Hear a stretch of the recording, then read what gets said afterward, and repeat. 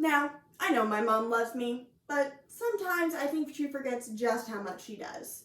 Don't get me wrong. She makes me food she knows I like, helps me through the copious amounts of boy trouble I have, and is always there for me when I need her. But on those rare occasions where she can't stand my presence, and it seems like I just can't do anything right, I realize that she would always take a deep breath, turn to me, and say, "Honey, please." And that is how I knew she had completely run out of patience with me. I didn't even realize this was a pattern until I started making little tally marks on my notes app. But the funny thing is, there are patterns like this everywhere. And whether you notice them or not, they drastically impact your day-to-day life. This isn't some new revelation either. Humans have always liked patterns and have been making them for thousands of years.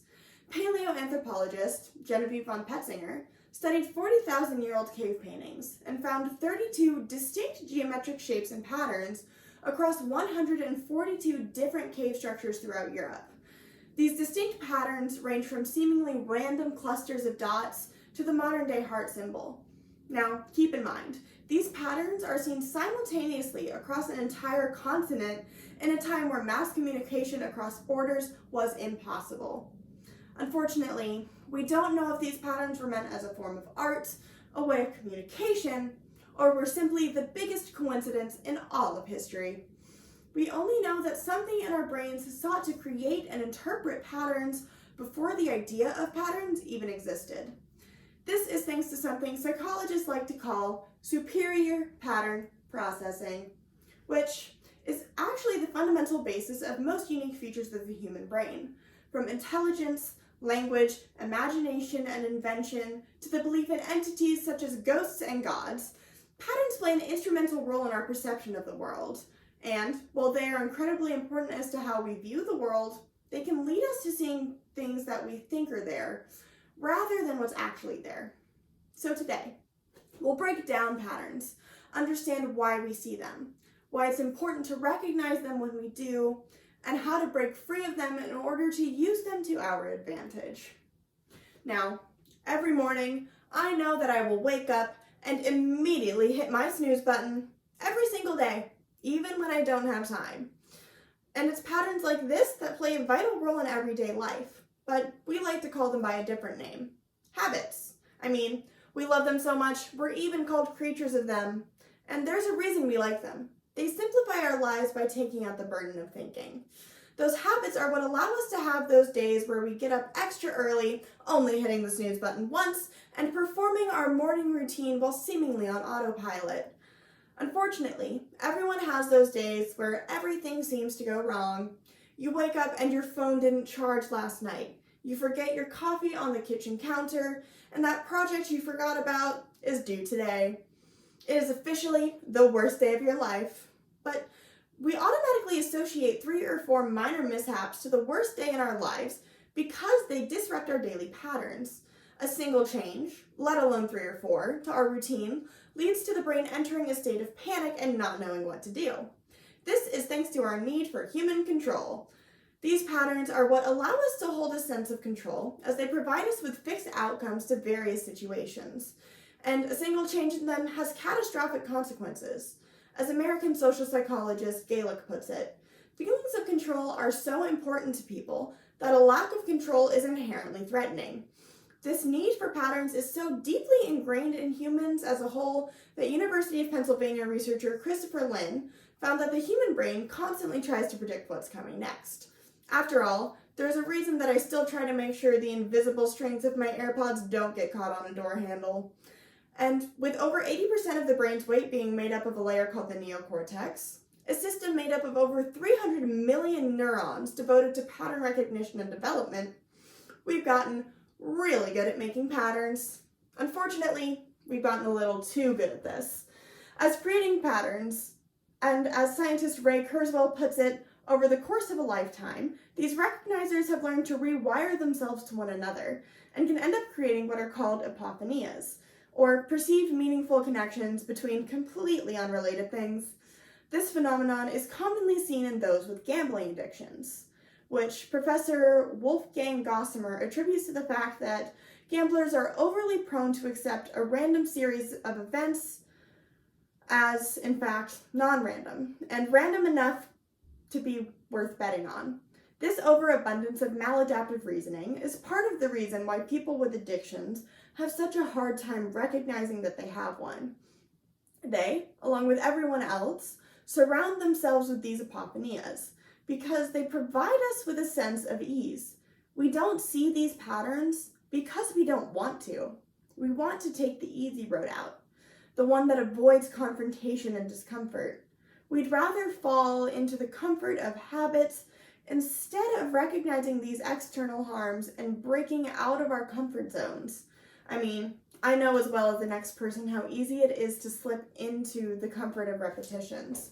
You guys know how it goes. You see the cute guy in your art history class and start to realize just how nice he is to you.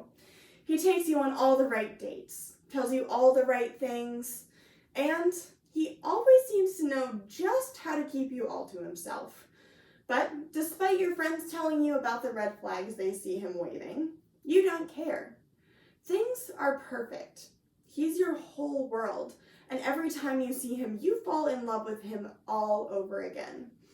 It isn't until you spend a few weeks apart that you start to realize just how many red flags he was holding. The constant texts asking where you are, the strump from apathy to overbearingness, and the nasty habit of not hearing the word no. It wasn't until I took a step back from all the toxicity that I realized just how easily I allowed myself to slip into patterns and chose to ignore the harm they were doing in favor of the comfortable repetition. Fortunately, I was able to see all of the warning signs and get out of this abusive relationship. It also didn't hurt that my friends told me how much of a douchebag he was every single step of the way. Who knew they were so wise? And fortunately for me, I had these friends to point out to me all the dangerous patterns I was falling into.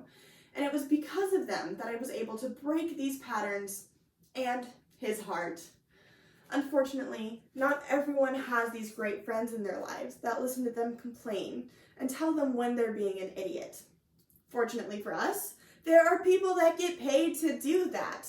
Thank you, therapists. Seriously, people. Therapists exist for a reason. Not only are they a safe space for you to release all of the tension and stress that I know you are holding with you this year, they also provide us with another perspective, one that is trained in both pattern recognition and pattern disruption. Patterns are such an important part of therapy that there's a specific kind of therapy called behavioral therapy, which is devoted to breaking habits.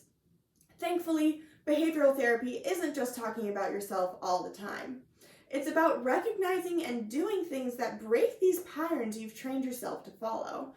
And as you start to recognize all of these patterns, you realize just how much of your life they control and how much power you gain when you break one. Well, it may not seem like much at the time. It's incredibly valuable to celebrate these small successes after you recognize and make those important changes in your habits, even if it's as simple as changing which foot you put your sock on first. Recognize that not every change will be earth-shattering. It doesn't need to be in order to qualify as a success. If it's important to you, it's important to your well-being.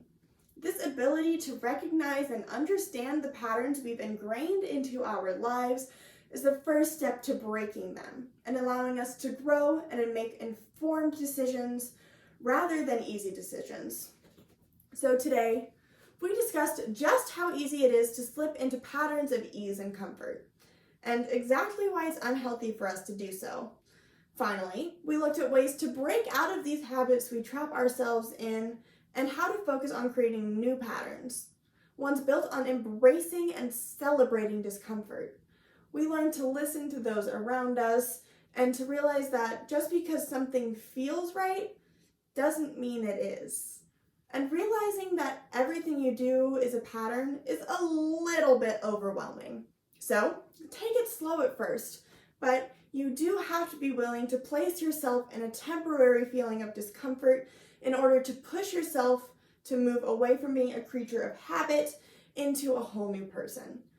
And do so knowing that someone always loves you, even if they don't always remember it.